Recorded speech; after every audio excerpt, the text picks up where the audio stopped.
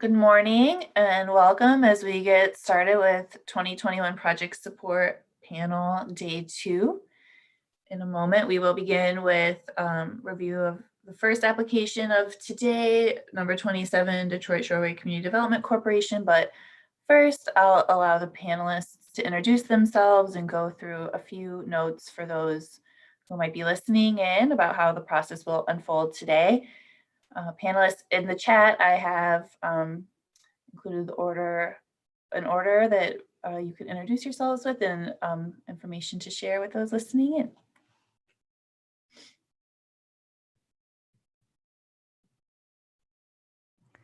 in. Hi, everyone. My name is Rebecca Kinslow. My pronouns are she, her, hers. Currently in Southwest Oklahoma, where I'm doing some independent consulting and even helping with the United States Census enumeration.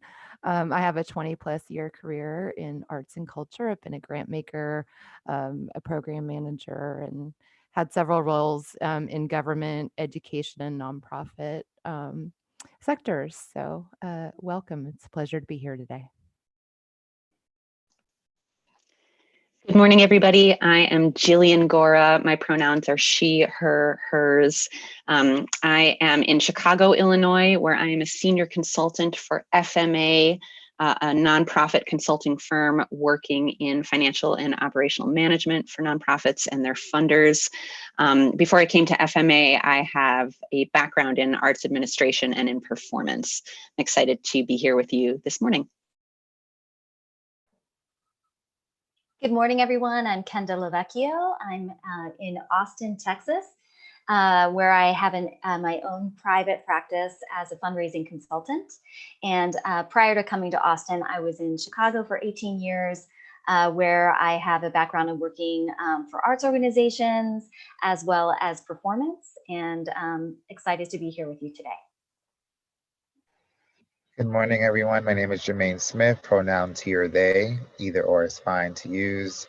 I'm currently in Philadelphia, Pennsylvania, and I'm the Senior Manager for Mission Nurture and Community Life at Project Home, and I'm happy to be with you all this morning. Thank you. And Luis, do you want to introduce yourself also really quickly? Good morning, everyone. My name is Luis Gomez, and I am one of the program managers at Cuyahoga Arts and Culture. I will be the second chair, so I will have some background responsibilities, but good to be with everyone this morning. Thank you. And I am Heather Johnson-Banks. I'm a program manager at Cuyahoga Arts and Culture and will be chairing this morning's panel. And the role of the panel chair will be to announce each applicant organization and present an overview of the application and project. This overview shouldn't last more than a minute. The panel chair will then call upon the lead reader for each application to provide an assessment of the application and its budget and support materials against CAC's funding criteria. And each application has been reviewed by 3 panelists and will have a different lead reader. The panel chair will then open the discussion for full panel deliberation by to add supporting, disputing, or new comments about the application that were not presented by the lead reader. Once the panel has presented all the information about the application that they wish to share, the panel chair will then ask panelists to submit their scores for the application, which will be tabulated by staff. And we'll repeat this process for each application. After the applications have been reviewed and scored by panel, the panel chair will adjourn the discussion and scoring portion of the panel review. And each application has allotted 6 to 7 minutes, with that first minute being by the panel chair's introduction, and the final minute, Luis's background will turn red, just as a reminder of the time allotted. We do have the panel chair will also call on panelists if it seems as though there might be some additional information based on early information provided regarding their evaluation of the application. If a panelist, a couple of ways for anyone listening in to engage with the process. If a panelist has a yes or no question for an applicant, And at the request of the panelists, CAC staff can provide that question to the applicant via email, and a representative will have an opportunity to provide a yes or no response via email. The response must be received prior to the conclusion of the panel's proceedings. And if this is not an opportunity to provide additional information. It is just an opportunity to clarify what's already submitted in the application. If an applicant believes that a panelist has presented incorrect information regarding their application, they can complete an information correction form, which is available on our website and within the audience guide. A staff member will deliver the form to the panel chair to determine if the correction is objective and factual in nature. And if it is, the panel chair will read the correction into the record for the public. And for panelists. If this, again, is not an opportunity to provide additional information, only to clarify what is submitted within the application. And after the panel chair adjourns the discussion, and today, we will, at the end of the day today, I should say, sorry, we will hold an informal session for public comment on the grant program and panel review process. And there's information on how to submit your public comment on our website. They will need to be received by the conclusion of panel today. Application scores and panel comments are not discussed during this time. And to our applicants, a reminder to please not address the panel in any manner during deliberations, electronically or otherwise. Please do not reach out to panelists to introduce yourself, your organization, or present materials, exhibits, or information. We thank you for your cooperation in helping us maintain a fair process. And with that, we'll get started with our first review here, which again is number 27, Detroit Shoreway Community Development Corporation, which was founded in 1973 and has a mission to, through collaboration, guide the physical, economic, and social development of Detroit Shoreway neighborhood toward an improved quality of life. With a focus on physical and economic development, Detroit Shoreway is also a hub for all neighborhood-related plans, projects, and events. They believe in the importance of urban neighborhoods to the future of our region, maintaining racial, economic diversity, representation of diverse people and opinions, and the power of everyday people to shape their own neighborhood. They are requesting $11,963 for their project, Wintertide at Gordon Square. Wintertide is a free, all-ages, arts-infused festival in the Detroit Shoreway neighborhood with pop-up music performances and local shopping. The lead reader for this application is Rebecca Kinslow. Hi, for this project, I scored the applicant as good in public benefit and artistic and cultural vibrancy and strong in organizational capacity. For public benefit and artistic and cultural vibrancy, I found there was sufficient evidence that the project meets the funding criterion. You know, the responses were generally clear, but I didn't find them to consistently address the way that CAC defines public benefit or artistic and cultural vibrancy. There are some strengths to this project in public benefit by compensating local artists and that core neighborhood groups are part of the roster. And they say they intentionally involve residents. They also say that they prioritize and showcase community-based theaters and artists that reflect the neighborhood, including multiple genres and a wide array of experience levels and identities. But as I read through the narrative of this application, I just kept asking myself the question, how? How are you involving folks in power sharing? They mention a youth leadership council, which is great, but there's no commentary on how they're engaging them in meaningful ways. And they mentioned that they engage residents and visitors in the planning of the event, but again, really didn't provide any context for how that is happening. And I just kept, they even comment that their performances are thought-provoking and relevant, and that they touch on important issues and that they make people feel welcome and connected. But again, I just didn't quite see evidence of that consistently throughout the application. I think the support materials would have been a great opportunity for them to provide additional understanding of how these elements are incorporated into the project. I mean, their photos are beautiful, and it's great that they have a map to give participants, but that really only provided some understanding for how the project meets the criterion. And I found that to be a little bit of a missed opportunity.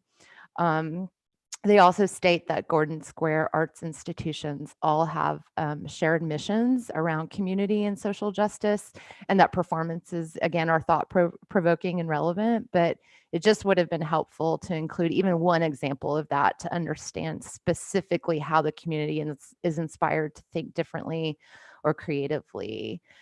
In terms of organizational capacity, I found that there was clear evidence that of their ability to successfully plan and manage for the project. The budget seemed to be very realistic and appropriate. Again, glad that a good portion of that was to pay for talent for the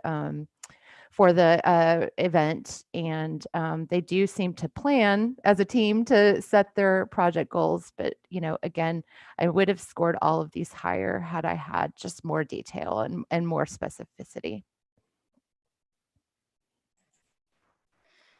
Thank you. Are there any new or differing comments from Jillian Gora or Jermaine Smith?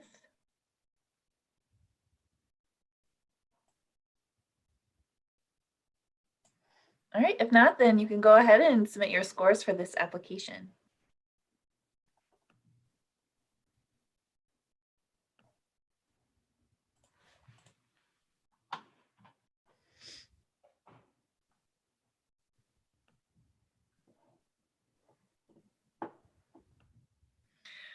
Our next application is number 28, Downtown Cleveland Alliance, which was formed in 2006 with the mission to make downtown Cleveland the most dynamic, compelling place to live, work, and visit. In collaboration with neighborhood partners, Downtown Cleveland Alliance convenes stakeholders under the shared belief that a vibrant downtown is crucial to the health of greater Cleveland and the region. To sustain and advance downtown Cleveland as an essential economic engine, they provide the following priority program areas: clean and safe, business and talent attraction, strategic marketing, placemaking, and advocacy and strategic initiatives. DCA has requested $25,000 for Sparks 2021. Sparks is a free celebration of arts and culture production taking place in downtown Cleveland and its surrounding neighborhoods. This one-day event includes opportunities to discover local artists and their unique mediums, experience live performances, and learn local history. The lead reader for this application is Jillian Gora. Thanks, Heather. So I rated the Downtown Cleveland Alliance as strong in terms of public benefit.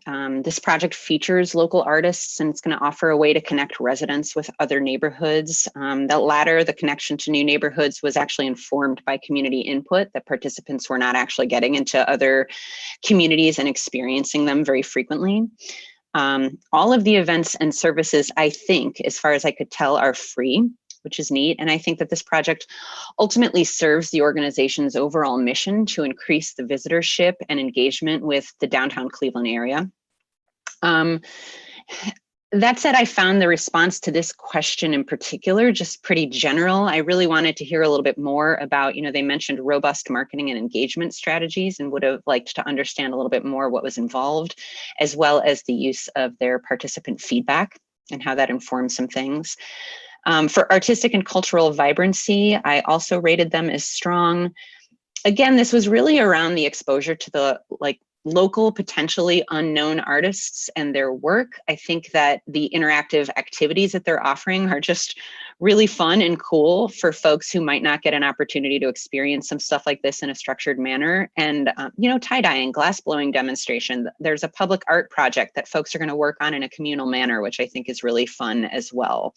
And there's a cross-neighborhood tour piece that I mentioned in the public benefit that came about, again, from community feedback that I just thought was really interesting and a very nice touch. There's not too much included here around a process for reflection for fresh programming, though, or how to tap the community in that way.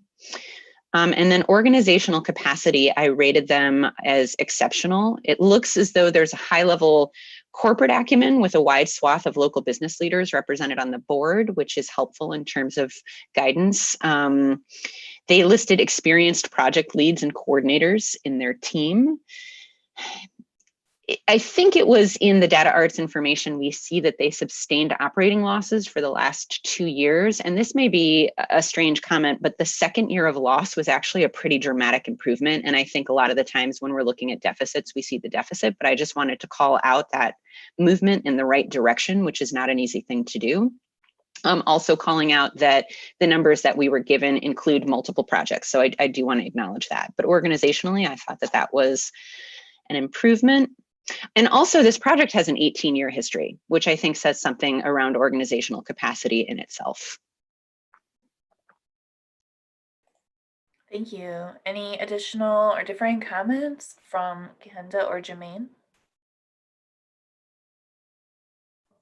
I just wanted to add, also in agreement with Jillian, my colleague, is that there was some mention about, a focus or a goal on boosting tourism, but not a lot of metrics supporting that. So one thing that I would just ask is, if this is a goal, it'd be helpful to see some targets and maybe how that has been measured in previous years, especially because it's such a long-term running festival and opportunity. And I think it's fine to say that you want to encourage tourism, but for a one-day event, what types of marketing are you using? If it is an event that spans multiple days, you could really develop some goals for tourism that could maybe be more impactful. So I guess I'm questioning whether or not you want to really include that as a goal, or if you want this to be more focused on Cleveland residents. I agree with everything that Kenda and Jillian said. I also rated the project as strong across the board. I would just to highlight in regards to public benefit, in the application, it does say Sparks is designed with equity in mind, with free transportation, free entertainment, and free entry. DCA ensures that Sparks is an accessible event. And I always just want to encourage applicants to be mindful of language like this, because you may be setting yourself up not to fail, but this is a standard that you're setting. And I really want folks to understand what they mean when they're talking about accessibility and equity. And so, yes, there's free transportation and different things like that. But in regards to accessibility, what else? And so if you're going to say something like that, dig in, and also state how you are constantly evaluating the accessibility of your project to kind of back up a statement like that. Thank you. If there are no other comments at this time, we can go ahead and submit scores for this application.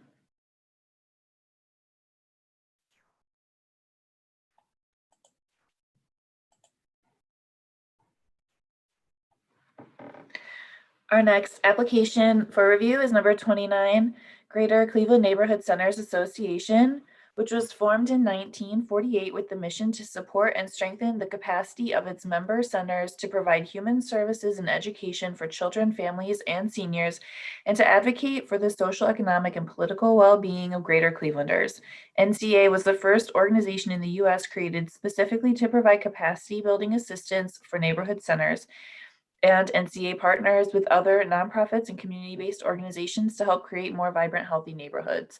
They have requested $25,000 for their project, The Art in Me, Cultivating Community Creativity, which is a series of remote and in-person classes for youth, parents, and seniors cultivating the creativity and artistic prowess of community members. Community service projects and events will highlight participants' works. The lead reader for this application is Rebecca Kinslow. For this project, I scored the applicant as good in public benefit and artistic and cultural vibrancy, and strong in organizational capacity. I appreciate that many community partners are involved in this project, and it appears the organization has invested time in building relationships with a variety of service organizations and stakeholders.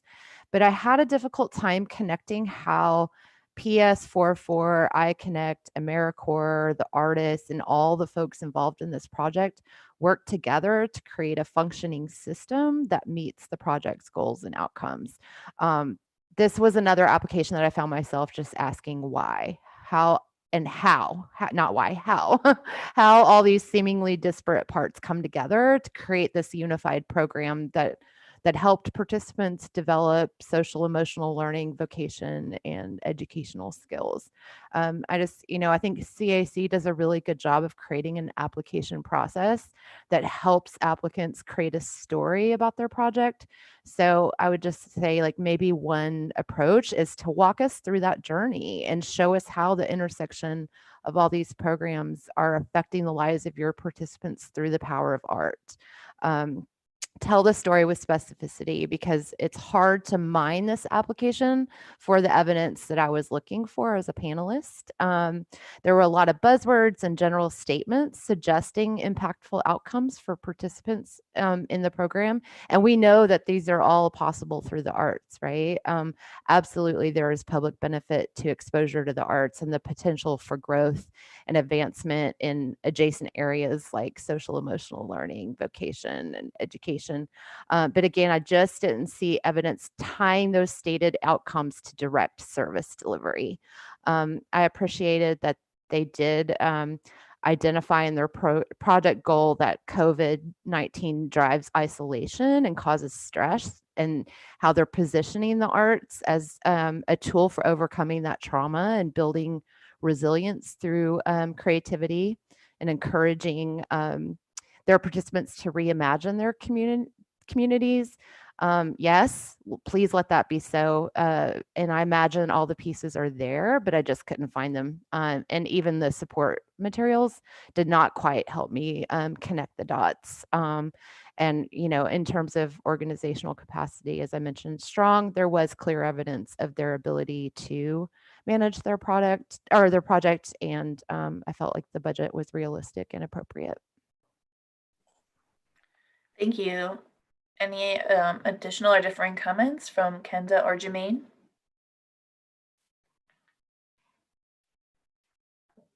I would just add that I think I thought the goal of anticipating an increased resilience by 1,500 participants was an interesting goal, although difficult to measure. I didn't see a lot of information within the application about the reflection that you were going to have upon that goal, and how that would be taken to a level where you could really see the impact that you were having. I too felt that there were so many programmatic offerings that it was difficult to track progress in general and the measurement and evaluation.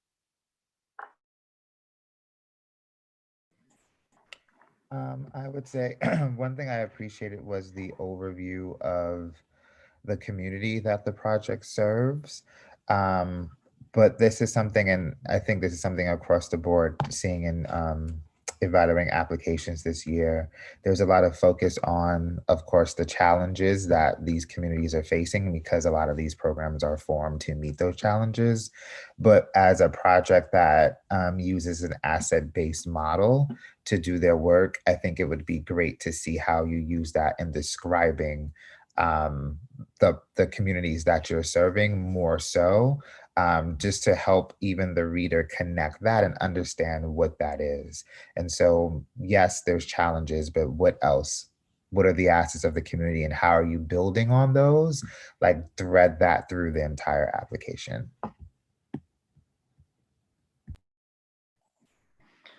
Thank you. If there are no other comments, we can go ahead and score this application.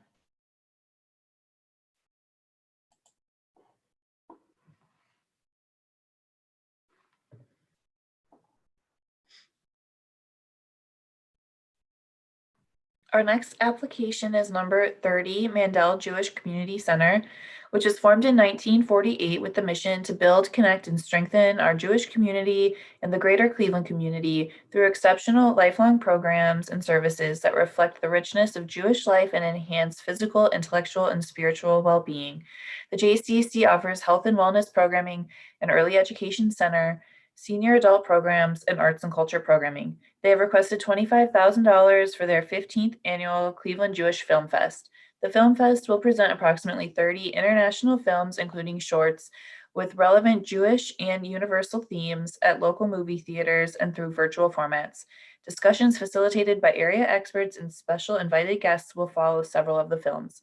The lead reader for this application is Jillian Gora. So I rated the Mandel Jewish Community Center strong in all categories. In terms of public benefit, just the nature of this project is reaching a community and enriching a community with very relevant programming, and also available for folks outside of the Jewish community who are interested and curious to learn more, which is great. They have some facilitated talkbacks on select films for further engagement. I thought they had a nice list of local partner theater venues that they're working with, and they're offering virtual delivery, which speaks to access. And it seems as though there are some accessible means to submit to the festival. I really appreciated their partnership with Facing History and Ourselves for their school programming, Teen Screen project as well, part of this, and their partnership with an organization called the Real Abilities Film Festival. So they're highlighting films, stories of people with different disabilities. And then they also noted that their weekday matinees, a short program on classic film, and family-friendly offerings are festival components that actually resulted from audience feedback, which I really appreciated seeing. I will say I was very surprised to see so little in the expense budget for arts and culture professionals, especially compared to admin personnel. And I'm totally someone that thinks you should be supporting administrative things as well, obviously. But I just wondered what the reasoning was for that. It could be because budgets are allocated in a certain manner that aren't really reflecting compensation for arts and culture artists. It could be, this is not my area, film festivals. It could be that that's not a standard thing that happens, but this just seemed kind of like a missed opportunity to further engage artists with paid work, which I think is part of their community as well. In artistic and cultural vibrancy, again, strong. The festival offers a range of new or little known work from multiple perspectives. And again, some films have talkbacks to dig deeper. I thought that the backup material we were supplied with, getting an opportunity to look at past films that were highlighted in the festival, show that even within the Jewish film category, there's quite a wide swath of perspectives that are being shown, which is neat. They have a 30-member review committee, and the Film Fest staff also discusses and determines the programming, which I thought was wonderful, but gosh, I just wanted more information about how that committee is appointed or selected. They mentioned that it's made up of agency board members, arts and culture professionals, and film enthusiasts. I just wanted a little more specifics about that community and how it was tied, or rather that panel and how it was tied to the community. Organizational capacity, this is on the low end of strong. This is the 15th annual Film Fest. So again, that speaks to some consistency there. And current and past leaders that they noted for this Film Fest have some legit qualifications and are coming with some authority. But I did have some questions about their financial position. Their arts and culture budget has some really large swings in the past. There was a deficit of $21,000 in 2019, and then a surplus of $25,000 in 2020. And then they're looking to have a zero balance budget in 2021, which I always think is a little too on the nose. Like, no one's ever going to get a $0 break-even budget, right?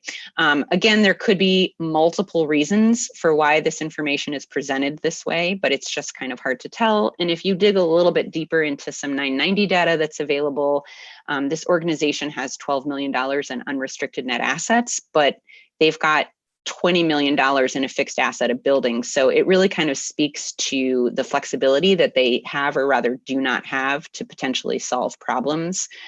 And I also noticed that the arts and culture director that they noticed seems to handle most of the responsibilities in terms of selecting the committee and working and coordinating everything. And it could just be the way this application is written. It's hard to tell if that's exactly what's going on, but I did wonder if that is sustainable. Thank you. Any additional or differing comments from Kenda or Rebecca?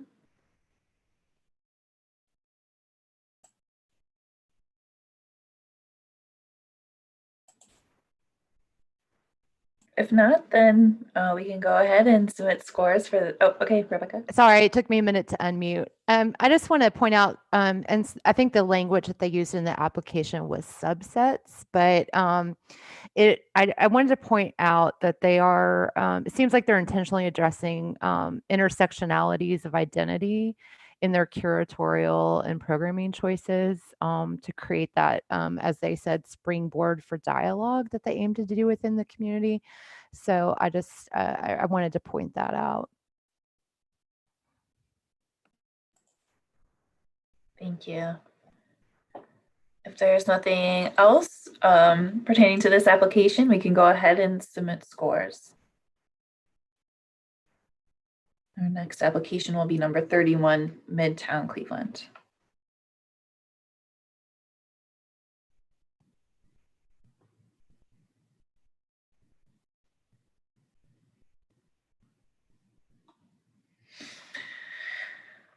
Our next application is number 31, MidTown Cleveland, which was formed in 1982 and has the mission to leverage its diverse assets to develop a dynamic neighborhood that unites the city's downtown and innovation districts.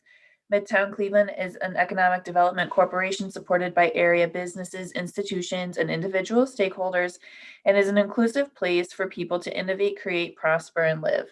They have requested $7,500 for their project Midtown Mixtape, Caffeine Beats Edition, which honors the 1960s musical history and legacy of Leo's Casino with resident elders of Midtown, Huff, Fairfax, Glenville, and Central neighborhoods. Caffeine Beats is meant to build and attract a base of younger listeners, modeled after the NPR Tiny Desk and Instagram Versus battles. Caffeine Beats is digital music arts series featuring local Black artists of various genres and curated by a youth council of Huff residents. The lead reader for this application is Jermaine Smith. Okay, let me unmute. Sorry. What I really just want to make sure I pull up my right notes because there's a lot of them. So for public benefit for this project, artistic and cultural vibrancy and organizational capacity, I rated this project as strong. What I really appreciated about this project was that it built off of a project that centered the elder residents in the community. And so it's evident that Midtown Cleveland is really trying to understand and work with residents in the area, in the communities that they serve. I appreciated that it seems like the organization kind of did its homework to see what are effective digital music art series in referencing NPR's Tiny Desk and Instagram Versus battles. My favorite was the Patti LaBelle and Gladys Knight one. And so I can see that they're really trying to make sure that the programming that they offer is relevant. Also appreciated the fact that they are looking to feature local Black artists and that this would be curated by a youth council that has been newly formed in one of the neighborhoods that they service. And so sharing that power, giving agency to this newly formed youth council and also partnering with another organization to do this really helped this rating of strong and public benefit. Sorry, look at my notes.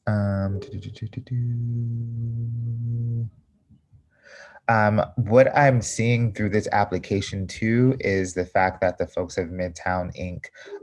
Understand the history of the neighborhood from actually talking to the residents in the community. And so a lot of the projects and things that they reference came from them saying this happened from the community. So for example, even the Leo's Listening Party project that they referenced came from them talking to residents in the community, the elders, and found out that Leo's Casino was this kind of pillar of the community, and they built upon that. I think they have a really strong understanding of what's happening in regards to issues like gentrification and different things of that sort, and are really using their position to empower residents to own the narrative around their community and to create work that honor the history of the community and bring it forward. It seems to me, and I'm only assuming that, and understanding how things work kind of in the world, that they are almost giving the community, the best word I can say is ammunition, to fight against like incoming issues of like developers and gentrification, saying here are projects that this community has created, and it continues to kind of back up,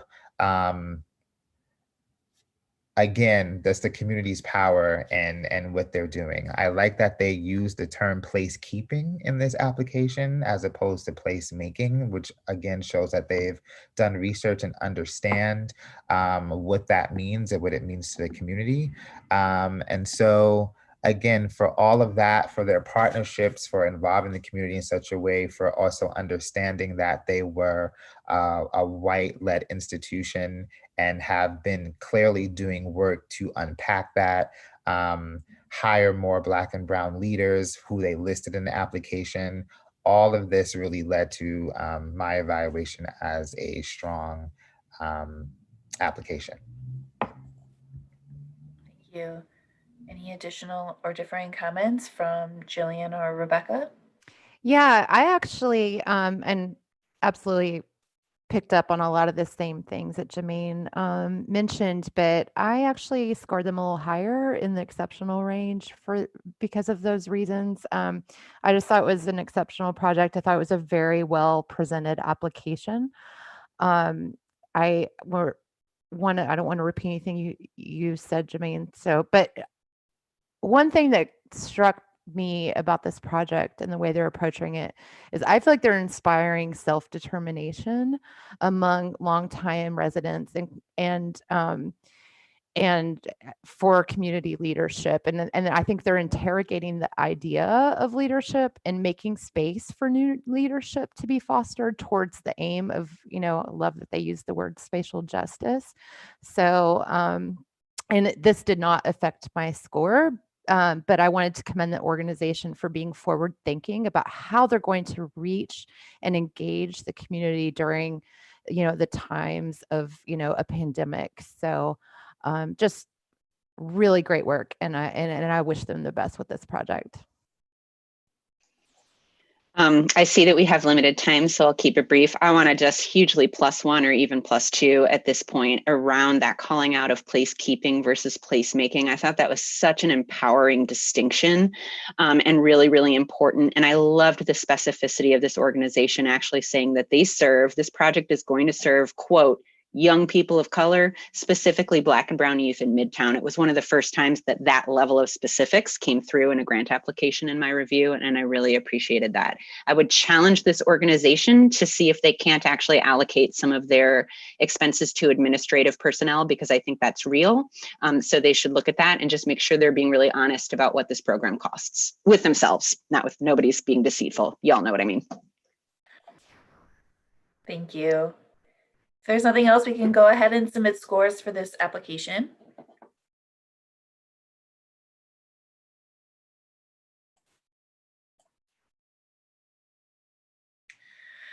Our next application up for review is number 32, the City Club of Cleveland, which was formed in 1912 and has the mission to create conversations of consequence that help democracy thrive. The City Club has hosted more than 7,000 speakers since its inception, ranging from sitting presidents to community activists who are asked to respond to unfiltered, unrehearsed questions from the audience. They produce more than 100 forums annually for the benefit of the community, of which over 20% are free. The forums are also available on radio, television, and online. They have requested $23,852 for their Authors in Conversation series, which focuses on nonfiction authors. The City Club of Cleveland will invite voices from history, creative nonfiction, journalism, and science to the podium, with a minimum of 10 forums throughout the year. The lead reader for this application is Jillian Gora. I voted the City Club of Cleveland, or rather rated them as the high end of strong for public benefit. You know, their mission in general to create conversations of consequence that help democracy thrive, I found in itself to be a really strong match for this grant funding criteria and how to think about public benefit. I was particularly struck by their focus on, first, a nonfiction writer series, and not that this is my area of expertise, but certainly that resonated with me when they said, gosh, this is not a thing that is normally celebrated or that draws, like, they didn't use these words, but when I think about mainstream crowds going to writing events, it really is around fiction often. So I thought that that was really cool to lift up that part of the literary landscape, right? I also think that the multiple member-based programming committees that they coordinate is really, really neat. The way that they kind of just look at different I guess, mediums and form, you know, programmatic committees around that to really tap the community. It looks like they're also leveraging a deep bench of nonprofit relationships to understand the needs and the interests of the community, which I enjoyed. The current programming is all free, and previous forms were and will be made available to the public in a variety of ways, again, for free. I was, again, just really surprised to see no money for arts and culture professionals in the budget, and just wondered, acknowledging that this is not an area of expertise for me, but is there not even an honorarium that is afforded to folks that are, you know, participating? And they noted it, but they didn't address it. They note that there's no money in the arts and culture budget, but then didn't expand in any way on that. For artistic and cultural vibrancy, I rated them as exceptional. I think, you know, they're providing access to engage in a dialogue with modern nonfiction writers. I think that inspires creative thinking and challenges our perspectives. It looks as though a wide variety of backgrounds and viewpoints are being presented in this project. And I think this type of work in this project in general are just exceptionally relevant right now. There is no better time, in my opinion, to be modeling, in their words, civic dialogue about challenging issues. So it seemed really apropos to this grant. And then organizational capacity, I rated them as strong. They're more than 100 years old. There's some obvious staying power there. It seems as though they're well networked for both financial and strategic support, and they're working off a recent strategic plan. There were really only a few organizations in the lot that mentioned a strategic plan, so I thought that that was a plus. Their goals of audience growth and decreasing the barriers to digital engagement are really good. However, they don't really offer specifics on what would equal a success.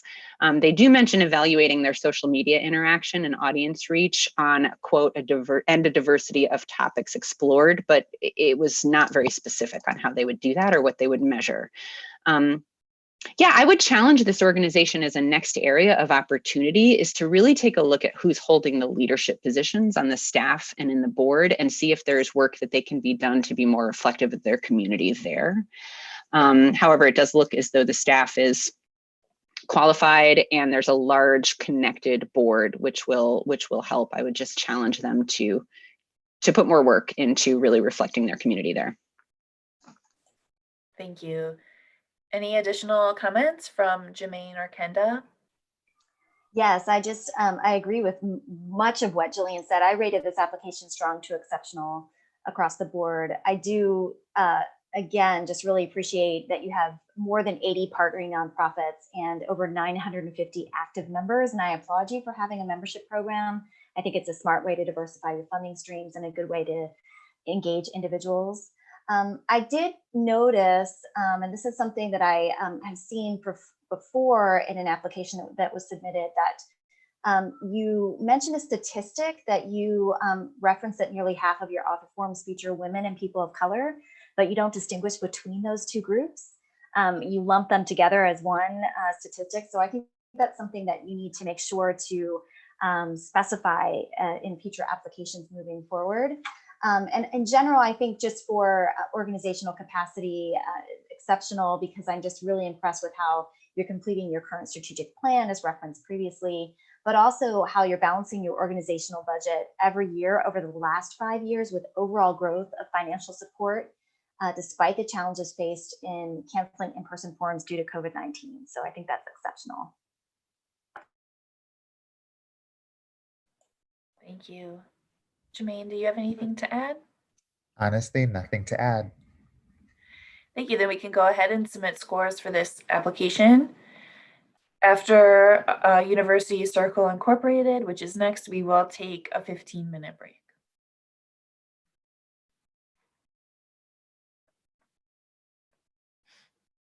Okay.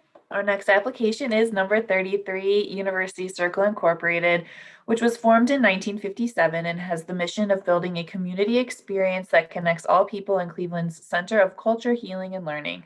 UCI's role is to serve as a catalyst for development, be an integral service provider, and to advocate for University Circle as an extraordinary place that aspires to be one of the premier urban districts in the world. They operate under a plan with 4 interrelated themes: accessibility, beauty, community, and vitality. They have requested $23,948, for their project Wait Oval Wednesdays 2021. Wait Oval Wednesdays celebrates community and music through free weekly summer concerts.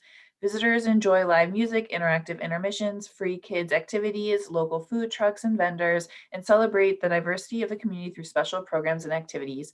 The lead reader for this application is Jermaine Smith.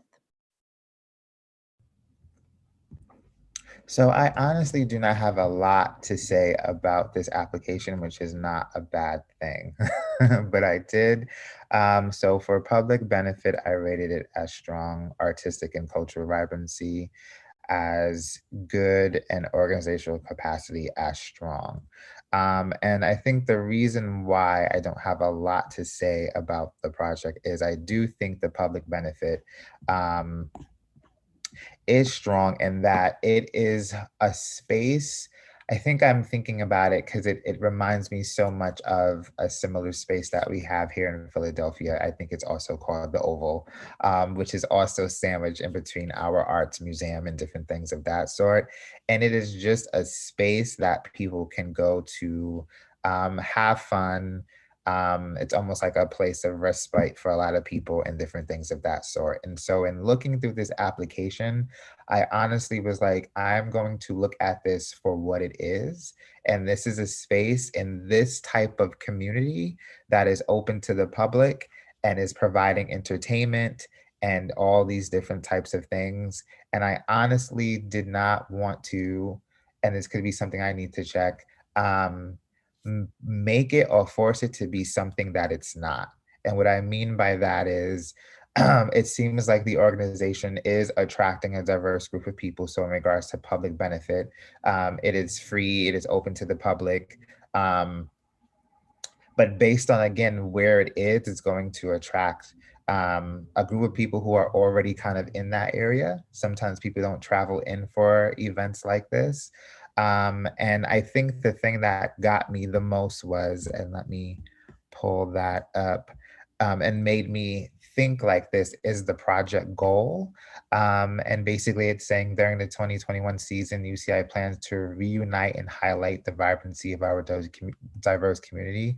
2020 is a challenging year for many people. We have seen the onset of COVID-19, isolation from people, friends, and family, economic volatility and joblessness, unrest, racial inequality. And so again, it just made me say, this is a space, these folks are creating a space for people to come and have fun, to see themselves represented in some of the acts and different things of that sort. But really, I think that is their focus, is just to create a space for folks to come in, forget about all the things that we have gone through in 2020, and enjoy themselves. So again, I would like to see a little bit more in how they engage the community to inform the type of work that they're doing. I know there's surveys and different things of that sort.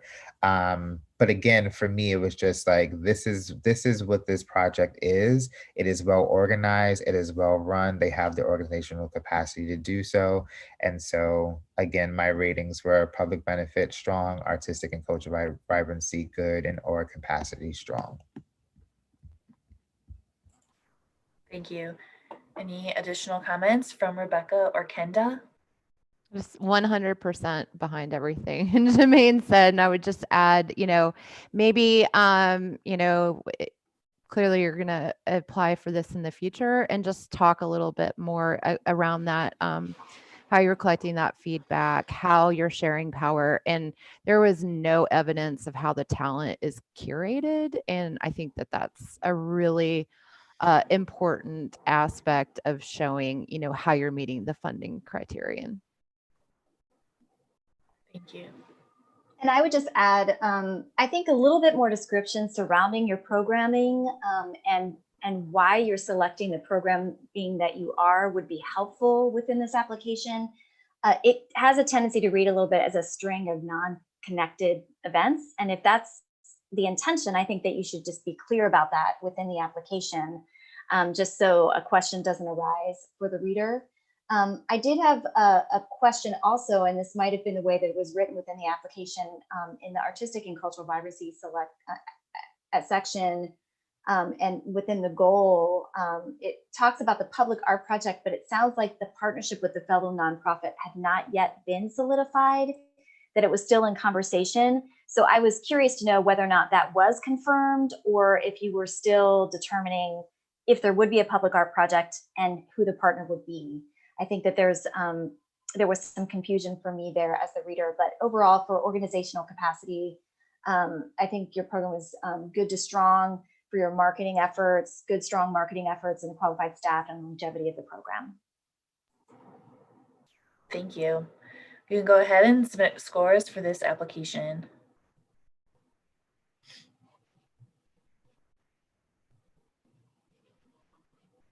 At this time, we will take a 15-minute break. We'll have a timer up on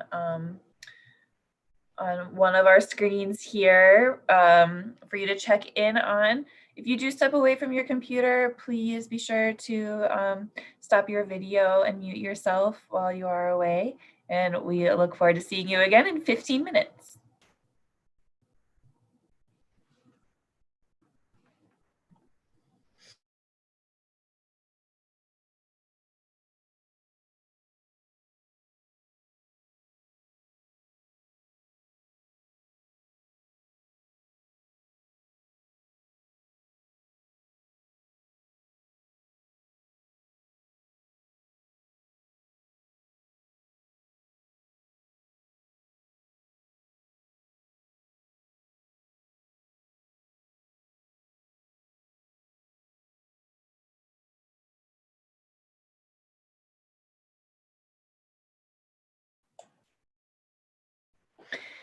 Welcome back.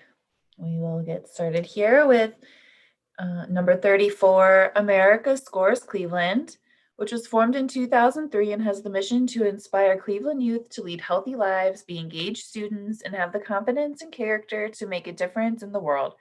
The America Scores program model utilizes a team-based learning approach that takes place in the safe and trusting after-school environment. The sport of soccer is used as a catalyst to develop skills and empower youth to become more academically and civically engaged. Today, over 1,000 youth in Cleveland and 12,000 youth nationwide are impacted by SCORES programming. They have requested $16,341 for their Power of Poetry project. Power of Poetry will run 11 weeks after school.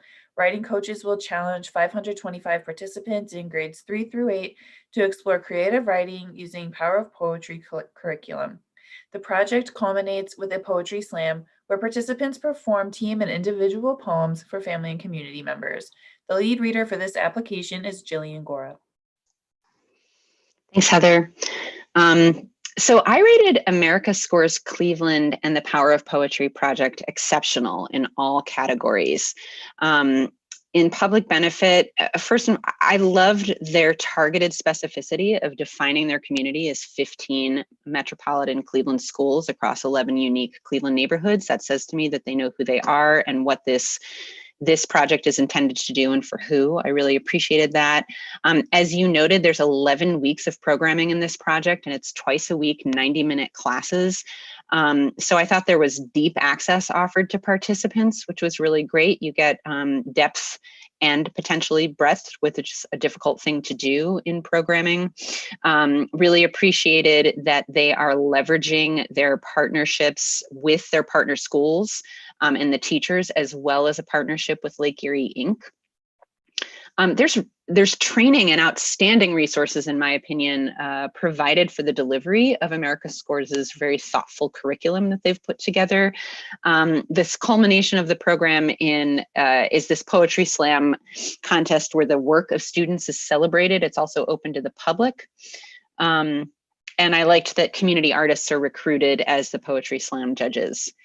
In artistic and cultural vibrancy, I really loved the focus on teamwork here. I think team-based poetry provides a pretty specific creative and civic challenge for students there. And I think actually just in general, the combination of poetry and soccer is in itself a challenge to the community to kind of consider these two things working together in tandem, combined in a way that we don't normally. They call their participants poet athletes.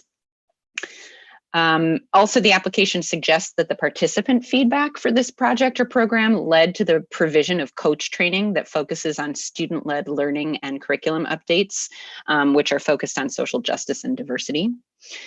And then in organizational capacity, where I also rated them as exceptional, I thought there were clear goal statements and metrics around the self-reported increase in skill and confidence in writing and public speaking. They have strong partnerships again and a seemingly very qualified staff. They've already secured the funds required to match a CAC gift if granted. And again, just digging a little deeper, this organization has about $230,000 in unrestricted reserve as of 2018, which also positions them to have some flexibility and opportunity to solve problems. Thank you. Any additional or differing comments from Rebecca or Kenda? I too rated this project as exceptional across the board. I just, for public benefit, just think I appreciate the partnership that they have with Lake Erie Inc. That's a long-term partnership, and that the Poetry Slam is free, and that they have a pre-reception for families to be involved with the project as well. And they have an impressive list of schools, 15 schools that they've had long-term relationships with. And for artistic and cultural vibrancy, I really appreciate that you have an award-based aspect of the program, which helps all team members reflect on how they can win in the future and helps them learn how to evaluate performance. It's a built-in aspect of the program that I think is really positive.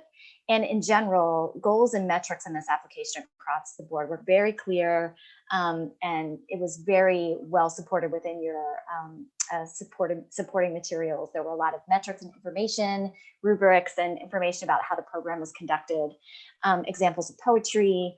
I really had a sense through the supporting materials that that was a story in and of itself, and really supported the application very well. And for organizational capacity, I really appreciated, as Jillian mentioned, the coaching that occurs specifically about student-led learning. And it shows how the program evolves over time to meet the needs of the participants and the instructors. And also the professional development for the coaches in general, really, again, it's another method of instruction, which I think keeps the program fresh and helps it evolve over time. And the testimonials, and in particular, the recent poem by a fourth grader about the impact of police brutality was very, very important to the time. Thank you. Yes, same here, exceptional across the board. I thought as a whole, this was a really well put together application package. I appreciated that they included that very robust curriculum guide as a support material because it really helped click things into focus to me. I would recommend, exceptionally done, but I would recommend pulling out a couple of talking points about that and including that in your narrative, because there are so many great and good ingredients of just solid practices that seem to just be baked into what you're doing, like with the, teamwork and building a positive culture with group agreements. All of that was really articulated in that document. So maybe include that in your narrative in case panelists don't quite get to dig through that support material due to its length. And I also think that the exit ticket process at the end of each lesson is an excellent opportunity for the organization to even dig deeper in creating that culture and trust and the conditions for more shared power. Thank you. If there are no other comments, we can go ahead and submit scores for this application.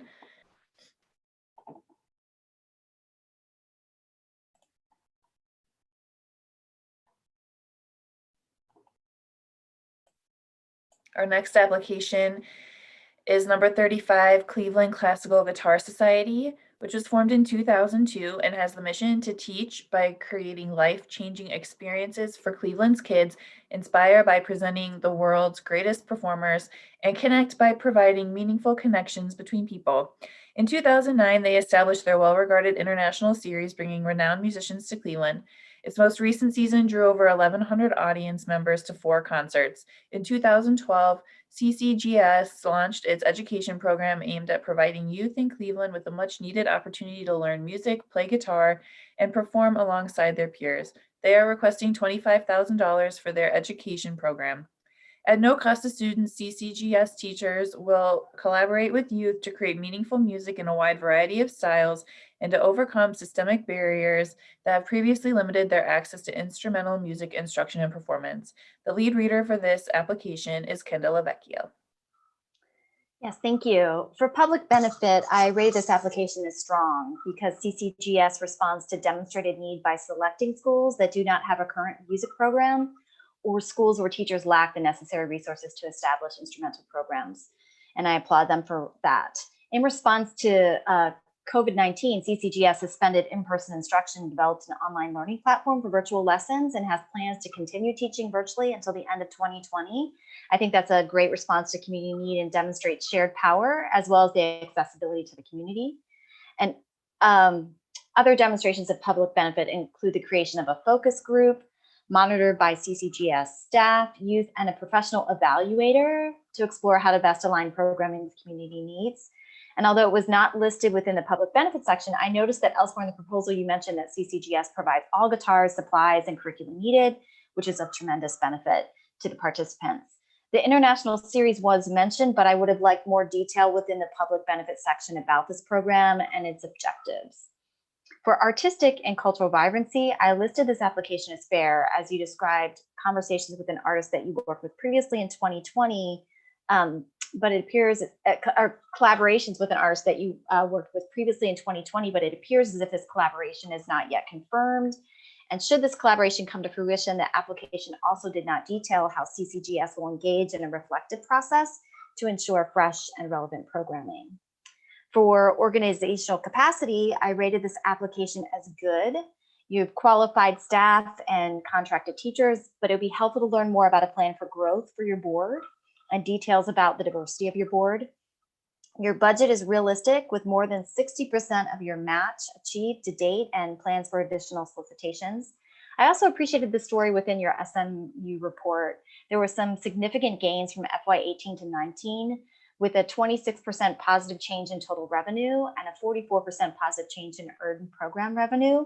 And you've also had a positive change in your contributed revenue of 21%, as well as program activity increases in both hours of programming offered and numbers of schools. And I wanted to note that one of the independent indicators of success for the education program is that from FY18 to 19, there was an increase of the number of students served from 225 to 350.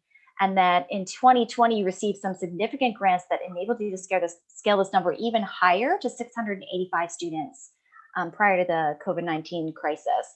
I would have liked to have learned more about that increase in number. That's a pretty significant boost, and it's a great story to tell. So it would have been helpful to have some of that information within the application.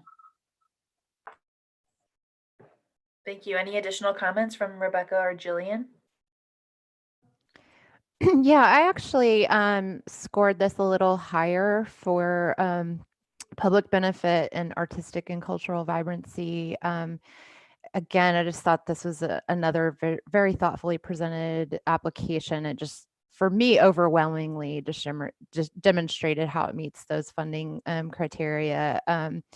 Another application where it was an excellent use of support materials, the YouTube video of the compilation of student testimonials and the collaborative performance really demonstrated the power of the arts.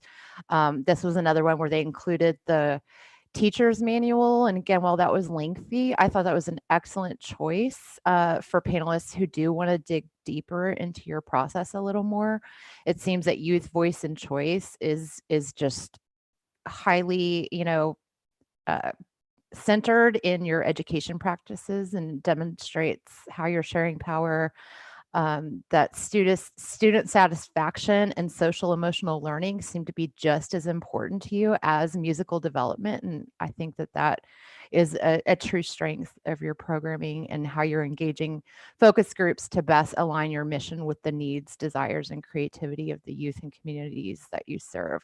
And I remember reviewing your application, before, and I have noticed, a change in how you're talking about your program, and that really affected my score today. So thank you.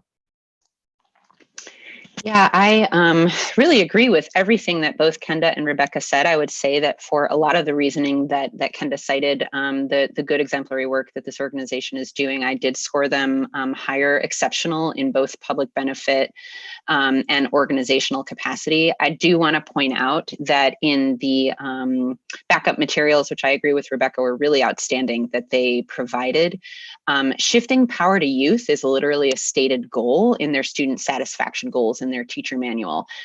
Obviously, measuring whether that's happening and how you're measuring whether that's happening is something that we want to follow up with. But the fact that that's even part of the thought process to where that was articulated as a goal, I thought was really impressive. Thank you.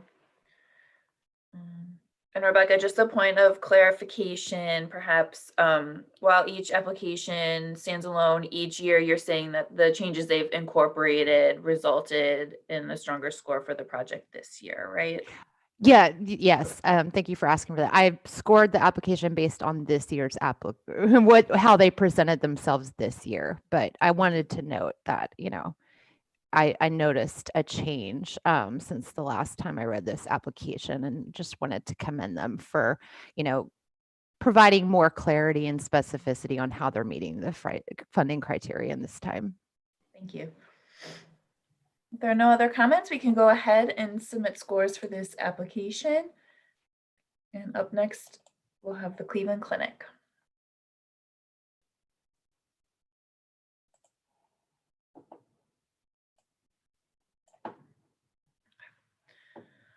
Our next application is number 36, Cleveland Clinic, which was formed in 1921. The mission of its Arts and Medicine Institute is to enhance the Cleveland Clinic experience through the arts, to practice and investigate the use of the arts in healing, and to build community around the arts, health, and medicine. The Arts and Medicine Institute was created in 2008 and has since developed to include visual arts throughout the health system, performing arts in hospital lobbies, music therapy and art therapy in patient rooms and outpatient cancer centers, research, education, and community involvement. They are requesting $25,000 for their biorepository art project. They will commission an artist or artists to develop a social practice-based art project on the site of the new biorepository. It will be completed in June 2021 near the southeast border of the main campus, adjacent to a residential area of the Fairfax neighborhood. The project is intended to engage Fairfax residents, ultimately building trust with the Cleveland Clinic and resulting in improved health outcomes for the community. The lead reader for this application is Jermaine Smith.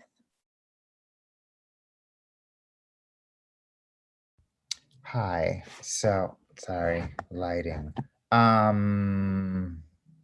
This project, I rated this project fair across the board. And that might be being generous. And I can honestly say this project made me nervous and kind of scared me just a little bit.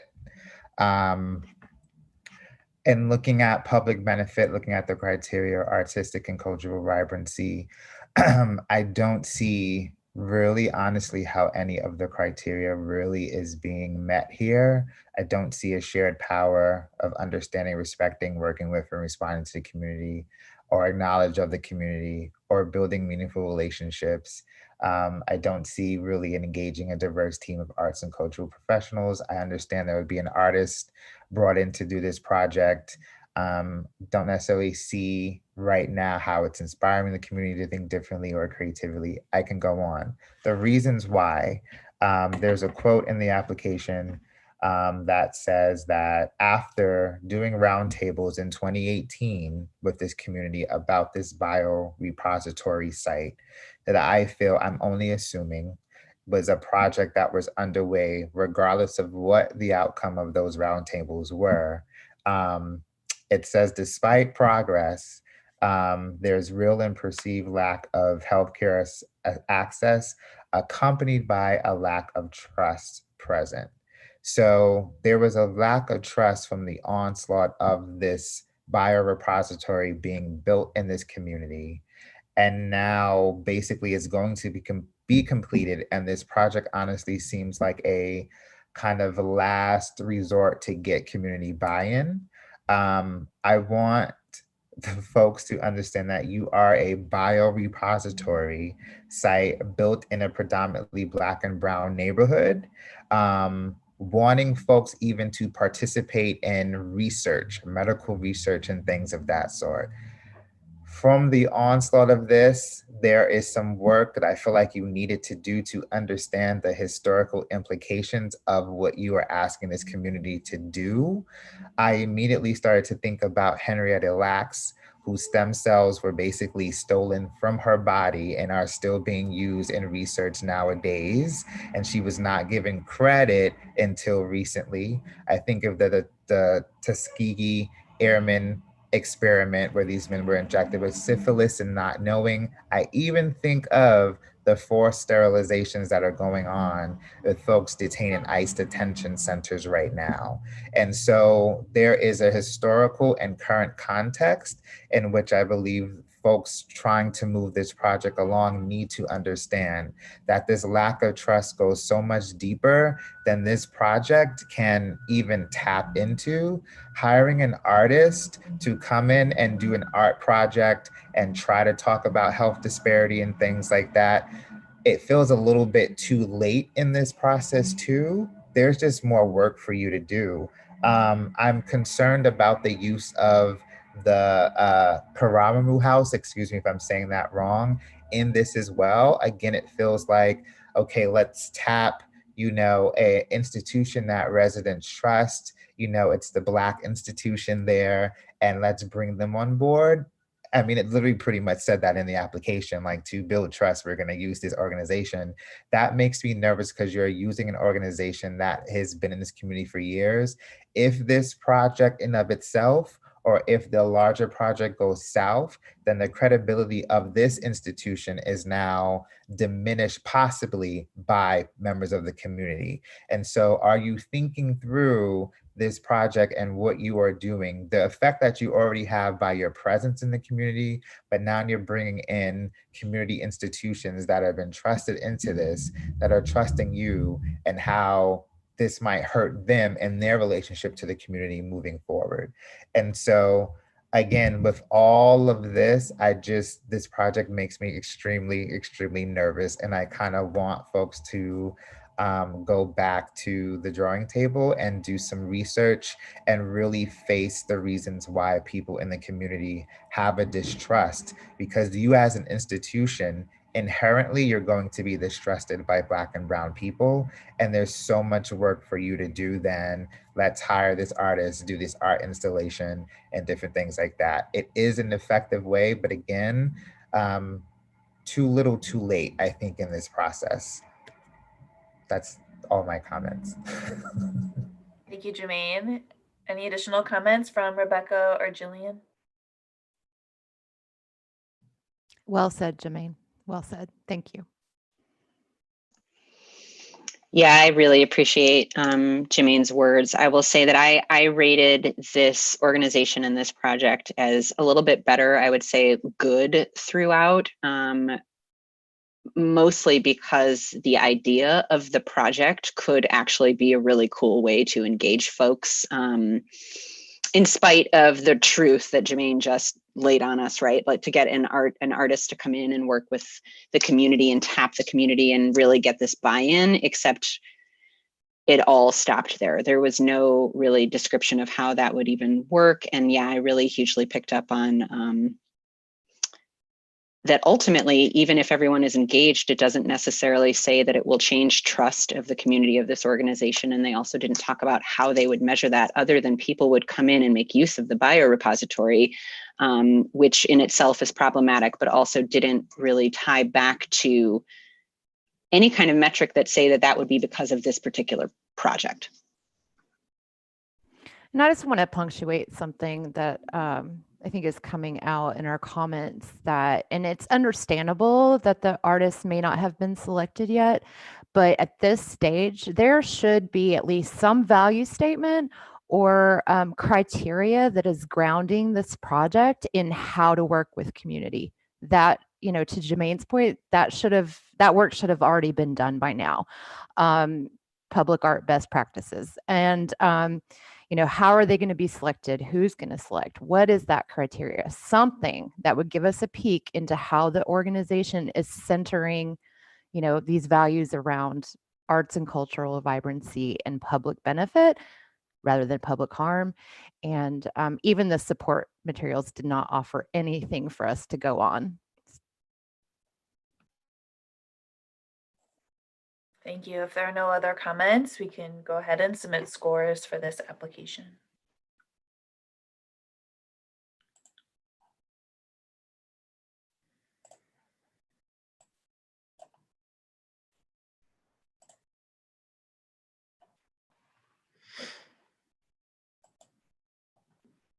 Our next application is number 37, Cleveland School of the Arts Board of Trustees, which was formed in 1982 with the mission to create an environment that empowers children with the opportunity to achieve excellence through an arts education.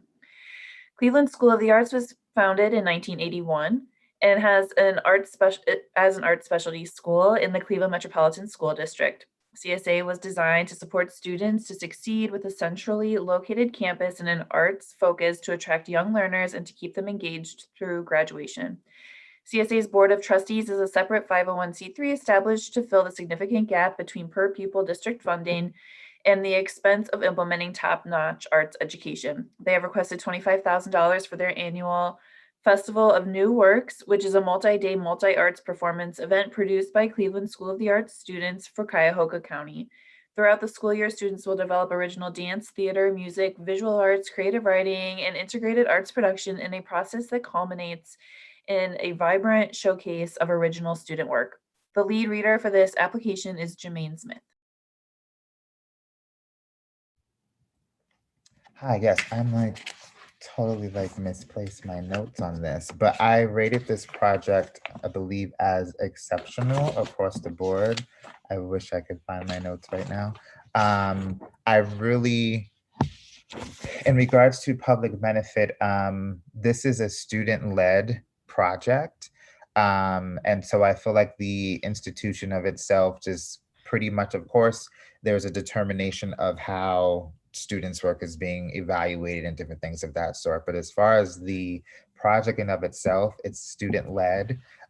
It is because it is student-led, it's absolutely using the knowledge of the community to inform the work. I really love that students' personal and lived experiences are celebrated and encouraged to be included in this project. And looking at the supplemental materials, I loved reading the artist statements from the students. Honestly, reading the artist statements and thinking about the opportunity that the students have by participating in this school made me emotional, especially thinking about all the things that are happening right now in this year. And I could only imagine the awesome work that's going to come out of these students in regards to how they're processing their emotions and different things of that sort. I really appreciated in regards to artistic and cultural vibrancy, that this is an effort of the students, the faculty, and then the artists and residents that they're bringing in. I did want to know more. It might have been in there, but I did want to know more about who the artists and residents were, just in making sure that they did represent the identities of the students in the school, since it's a predominantly Black and Brown school. I really appreciated the language used around the shift to using virtual platforms as a way to connect more people in together. So the larger community to the students in the school, and also students in the school to other students in other schools. It didn't seem like COVID hit and now we have to go virtual. They really thought about how they were going to use this as a connection tool and a community building tool. So I really like that language. I also like the fact that, of course, like everything would still be free and different things of that sort. I did want them to think about accessibility a little bit more in that regard since they're going virtual. Again, what kind of interpretations are available, American Sign Language, different things like that. But overall, again, I thought that the project was exceptional. I think that it will absolutely inspire the community because, again, these are the lived experiences of a diverse body of students sharing diverse in identity, thought, art modality, like all the things. And so as more people engage, I really see how people will be continually inspired by it. So again, rated this project as exceptional across the board. Thank you. Any additional or differing comments from Kenda or Jillian? I just wanted to agree with Jermaine's comments and just also say that I felt like this was an exceptional project. I really appreciated the artistic and cultural vibrancy section, the focus on new works, which I think is really seems to be an important aspect of the culture of their organization. And it's just really exciting that especially also that they're relating those new works to current events and that it's a capstone project. I think that's really, a great opportunity for the students to focus on that presentation. Thank you. If there's nothing else, we can go ahead and submit scores for this application.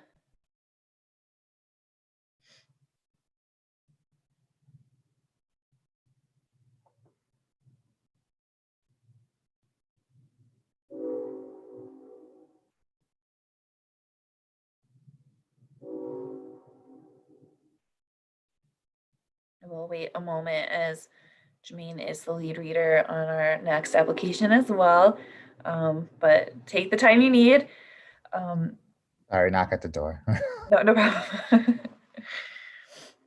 Our next application is number 38, the Bureau of Drug Abuse Cleveland Treatment Center, also known as Cleveland Treatment Center, which was formed in 1971 with a mission to improve the health and well-being of residents in Northeast Ohio by providing state-of-the-art, cost-effective, abstinence-based drug treatment and prevention and health promotion services. They are one of the largest freestanding chemical dependency facilities in Ohio.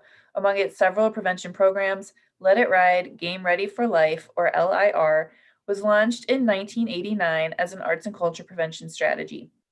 They have requested $25,000 for their project, The Revival, Blues Man, Never Get Out of These Blues Alive. This 2019 adaptation of Rob Volmar and Pablo G. Callejo's highly acclaimed graphic novel, Blues Man, is set in 1920s Arkansas and depicts Lem Taylor and Ironwood Malcott searching Arkansas back roads for places to play the blues.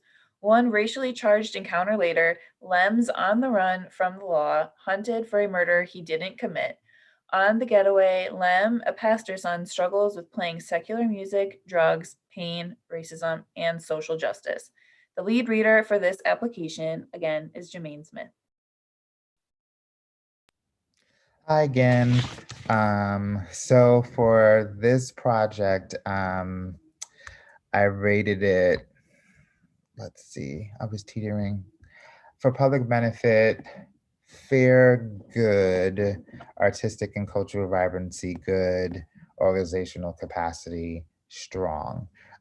So for public benefit, I really felt the excitement of the grant writer in this grant for some reason. I felt like they're really excited about this project that seemed to come through just in the language used and different things of that sort. And so that was nice. I just wanted to note that your excitement can come through in the grant application and does help the reader. But with it, I did struggle a little bit throughout the application just due to certain things. So For example, one of the things I noticed immediately in the application, and I think this was in like the project basics piece, was in talking about after the actual play, there would be discussion on positive race relations, and that was in quotations. And I was like, why is this in quotations? What does that mean? To me, it's like, are you making fun of the term positive race relations and kind of critiquing that, or it just something in an application that you would need to kind of define, help the reader understand why this is in quotations? Is it a term that you're using? Just define that a little bit more, because it had me thinking into that more than I probably should have or if I would have liked to. um, and so, with that, in regards to kind of like the public benefit and artistic vibrancy, I understand that the play itself seems like a really great body of work. You have tapped some amazing people to be a part of this project. And so this, of course, is not looking at the artistic excellence, but it's through to the application. I'm just wondering then, the after the talkbacks and the positive race relations and different things, I felt like there needed to be more thought into it, especially with what's going on now. That gave me a little bit pause, made me a little like nervous, I think, for the project, because you're talking about some heavy topics, and right now you do have youth involved and different things like that. But I'm wondering if you want to tap somebody else to help facilitate those kind of conversations, because again, if you're trying to encourage diversity of thought and different things like that, these conversations can become heated or whatever, and you really do need someone that can help guide and facilitate them. So I would really encourage you to look into that a little bit more. I think if that was more clearly defined, it would have helped the rating for artistic and cultural vibrancy to go up, because then it's like a nice connection to how you're going to talk about the subject matter of this play into then these conversations moving forward. There was some information that I was in describing the communities that you serve, where I was just kind of like, why is this stat presented to us in this way? So for example, you're talking about the communities that you're serving, which was great, but then it's like these communities tend to have high crime and unemployment rates. And I was kind of like, well, what am I supposed to do with this information? And why are you telling us this? How does this relate again to the project? How are you addressing these things? The same thing happened in talking about the youth in the programs. The youth in these programs are historically at risk for drug and alcohol abuse, domestic violence, et cetera, et cetera. Again, why are you telling us this? And how is the project helping to mitigate some of this risk? I didn't necessarily see that. So these stats just kind of just seem to be just in there, and didn't make me feel great about how you were describing the community, which again did not help me rate the public benefit of this project as high. That's why I struggle between fair and good, because I was like, does this really show forth a meaningful relationship between you and the community that you're serving if you are just adding stats like this into your description of them? I did like that you have an opportunity to engage in all aspects of the production, which helped the arts and cultural vibrancy evaluation piece. I want to encourage you not to, again, this is where the excitement came in, but it's like, this will be a groundbreaking culture experience. Awesome to have that as motivation and internal kind of like push for this. But again, in an application, I'm seeing how are you going to back that up? You are setting yourself up on a really high bar, and I want to make sure you meet that. In regards to the project goal, to me, it didn't really make sense, and it felt disconnected from the project as a whole. You were talking about creating a new blues vernacular that entertains and engages community. But something like that, I feel like through this project, and that it should do more than engage. What is the transformative, uplifting, or growth fostering aspect of the project? So put that as your goal and really dig into what this new blues vernacular is, because that's really cool. but I felt like that needed to be fleshed out a little bit more or defined more to understand it. And then you're talking about that, but the measurement is really attendance heavy. And so those two things did not connect for me. If you're talking about, again, a new vernacular and you're just talking about measuring attendance, that's great that people came, but do they really understand what this new vernacular is? Are they really feeling transformed, et cetera, et cetera, et cetera? And so again, all of these things kind of like made the rating be where they were. And so I just would encourage this project to think a little bit more deeply into connecting the content of the actual play to the talkbacks, how you're really talking about your community, and also how you're just thinking about accessibility and different things of that sort. There was one more thing that said where the project would be located at a particular high school. And then again, it was like accessible by public transportation. And I was like, great, but where is that in relation to the folks who, you know, are in the programs in the sober and recovery houses that you talked about being a part of it? Where, so again, it's just, it felt like there were information just kind of tacked on and not really thought through how it really relates. And that would have made the application much stronger. And then again, the ratings in each area stronger as well. Thank you. Any additional comments from Kenda or Rebecca? Yes, absolutely. My scores, pretty much fell in line with Jermaine's. I just wanted to add another element to this around how you're defining your community. And your community is also the artists that you engage in the project. And I felt like there was a lot of emphasis that was placed on the public facing aspect of this project and, the final performance. And to Jermaine's point, some of those practices can be counterproductive if not done well. But I think it would have been stronger to also acknowledge the community of artists that you're engaging and how the process of developing the play for the stage is also helping you to meet your goal of providing health and well-being for the community.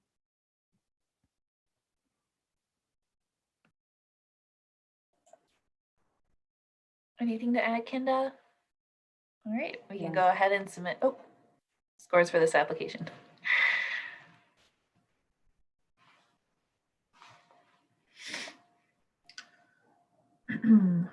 We're heading into our final review of the morning, after which we will ask panelists to go around and share a bit of advice with applicants to close out panel C for the day.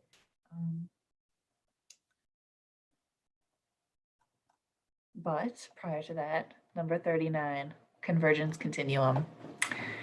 Convergence-continuum was formed in 2000 with the mission to produce contemporary cutting-edge plays by living playwrights that examine our culture in an innovative environmental setting that expand the imagination and extend conventional boundaries of language, structure, space, and performance that challenge the traditional notions of theater. To engage and encourage audiences to share in the imaginative and investigative process of exploring contentious social issues in our current culture with the aim of fostering understanding and inclusivity. They have requested $9,690 for their project, Matters of Conscience, a 3-play series. Each production will involve individuals or groups facing a matter of conscience. The plays differ from each other in theatrical form, but have the common thread of putting human faces on 3 underlying issues: sexual abuse, systemic racism, and homophobia. Each play shares the broad aim that empathy with the protagonists will encourage critical interrogation of the play's core concerns.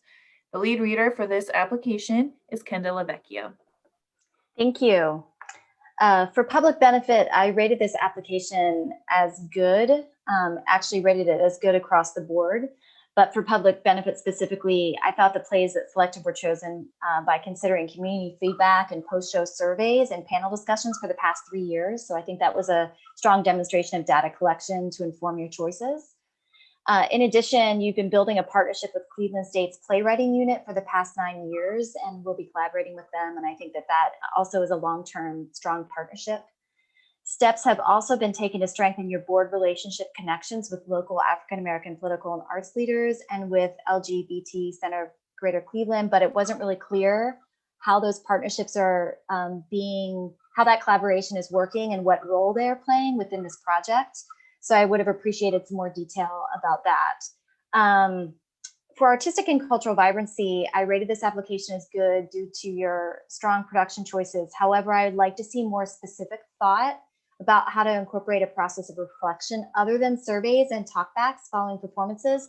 Those are really baseline methods of collecting data, and there seem to have been methods that have been used for several years by this company, and I think it would be beneficial to consider doing more. Discussion events were mentioned, but it was not clear how or if those were on the calendar during this project timeframe.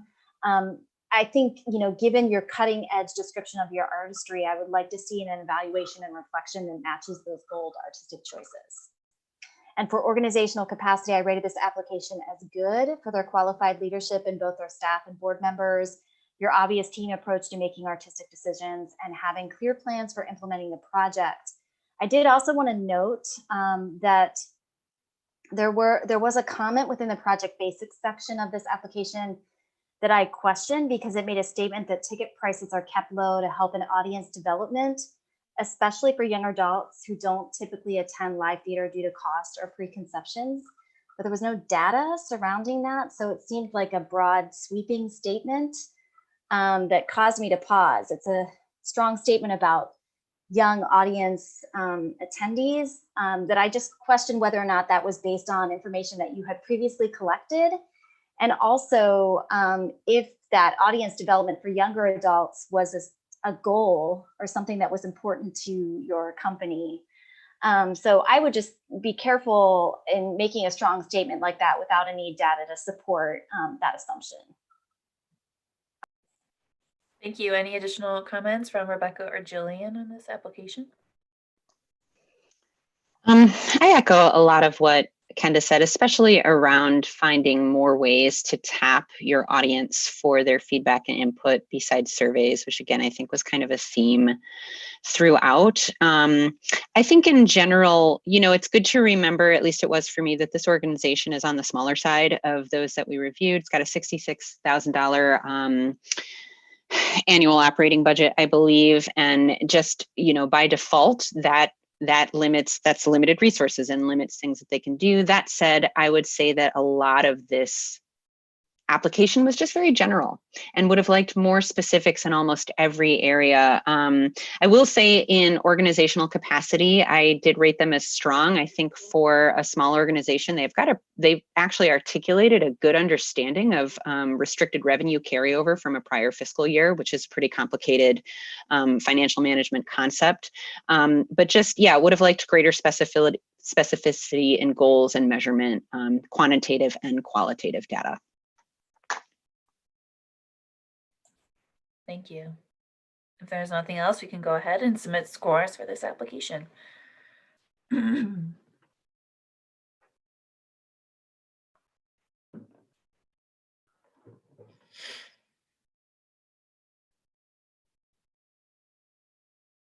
So I just want to thank all of our panelists for your service to Cuyahoga Arts and Culture and to the applicants. Sorry, my dog in the background. To our 2021 Project Support 1 program. And I do want to check in with my teammates if there are any information correction forms for this group before we close out this morning. But as you conclude and some panelists, as you conclude and submit your final scores, we would like to take an opportunity, as we normally do in person, to go around the room and give an opportunity for panelists to offer their general advice for current or future applicants. And perhaps we can go back to the order that's in the chat from this morning and start with Rebecca, if you are prepared to offer some general feedback. Yeah, I think some of that actually came out in my comments today to specific applicants, but general theme we're seeing is just specificity, that there are a lot, often these really aspirational comments in the applications, and it's just really important to tie that to data, to research, to how you're backing that up. Absolutely, we have seen some applications that use questionable language around how we define the communities that we're serving, and that's what's coming to mind right now. Thank you. Am I next in the list, Heather? Yes. Yeah, certainly, always getting more specific is great.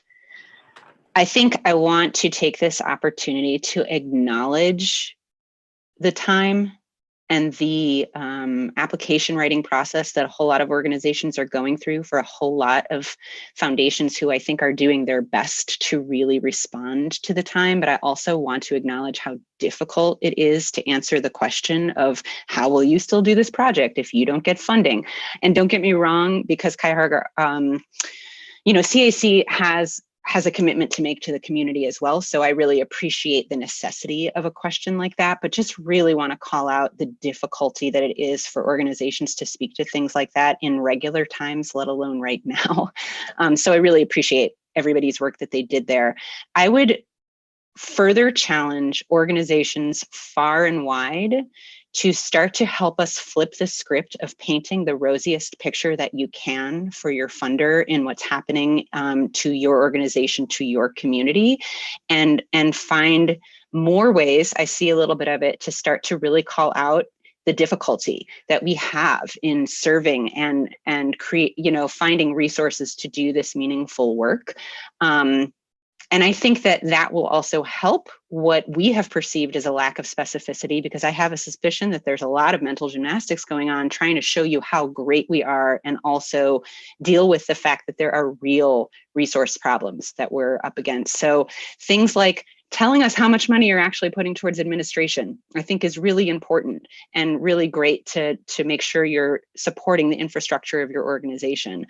Telling us that, yeah, if we don't get the rest of this funding, we're going to have to scale this project. Some of you all did that, and it means that less people get served, and start to even work to help us increase the partnership that's going on between funders and funded. Yeah. And I just want to say it's just an honor to be a part of this process and to learn about the great work that's happening in Cleveland. It's just a privilege to be able to participate and to learn more about all that's happening. I would say that I agree with my colleagues in terms of specificity. And I would also add that especially if you're an organization that has been around for a number of years, or if you're proposing a project that you have done previously, taking time to really dig into the metrics and providing that information is important, especially if it's something that's been noted in previous panels. Lumping some stats together or not really being very clear about the audience served reads A, that you're either not interested, or B, that you're not really taking the time to address that. It comes through in the application. And so I think, especially with the CAC staff, it's really important to take advantage of their services and to ask for their input on your proposal and your application, and to get an outside reader, someone you trust and respect, to really provide you with input on your application. I think that there are some times in the grant writing process where you are so used to talking about your program that you don't have that outside perspective that is really helpful in seeing where those gaps continue to be. And I also would say, I did notice that there were some buzzwords, and that was mentioned previously in this process, but really addressing the question and the criteria within each category and making sure that you do that will really increase your fundability.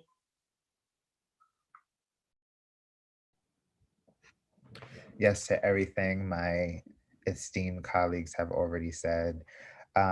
Also,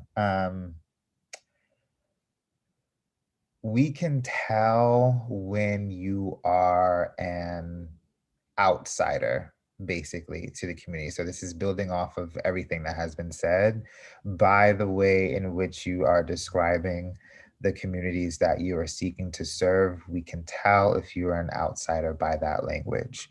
And so use this opportunity to really think about how you are going to integrate yourselves into the community, how you're going to share power, how you're going to build the meaningful relationships needed to really do your projects well, and definitely do it so that it meets CAC's criteria. That's one thing I love about this criteria, is that public benefit is so heavily like a part of the process and heavily scored.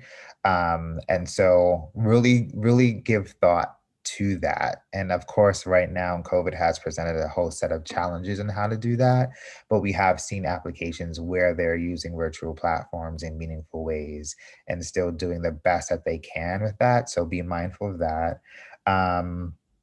In that too, be mindful of the position of power that you may also hold in trying to integrate into these communities. And so thinking about what it means to be the type of institution that you are, looking at your staff, your board, the identities represented, all of that also needs to be taken into consideration as you are trying to build relationship with the communities that you seek to serve.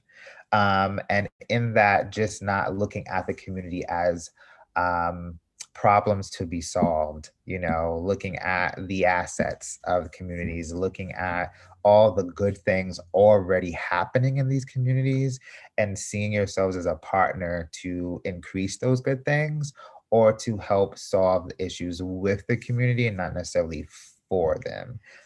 Folks aren't necessarily looking for that right now. Your project goals, definitely more than attendance.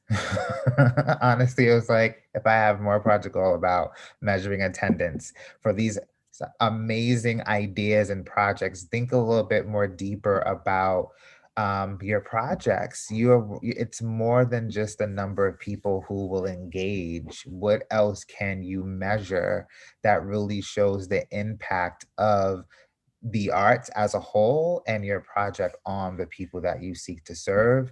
And then in that, making sure that it's connected, because there were some goals that was like, where did that come from? Or this doesn't make sense to have this goal and then measure it this way. So being mindful of that. And if more help is needed in developing a goal, please ask for it. Like the staff here at CSC is amazing and they will help you do so. And then the last thing is, use those options for supplemental materials, use them to your advantage. I would have loved to have seen more. Would have loved to have seen more direct quotes from participants in a lot of the applications. That would have helped a whole lot.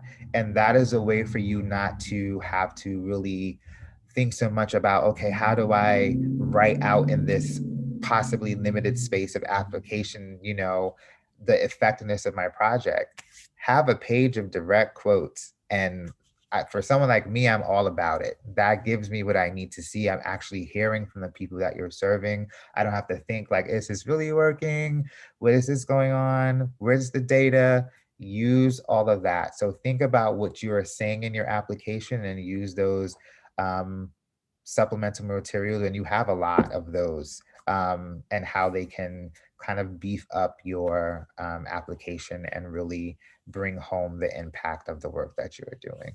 But thank you all so much for the time that you took right in the midst of a global pandemic and national uprisings and all the other things going on in the world to get these applications in. We realize that it is work, and commend the fact that you are still thinking about how to have positive impact on your communities in meaningful ways. Thank you so much to all of you. And Jermaine, I feel like that is a wonderful note to close our morning out on. We will reconvene at 1:30 for the final applications to be reviewed, starting with Historic Warehouse District Development Corporation. I felt like there was a corporation at the end of that. But panelists, if you could stay on as we close the live stream just for some final housekeeping things. anyone listening in, we'll see you again this afternoon.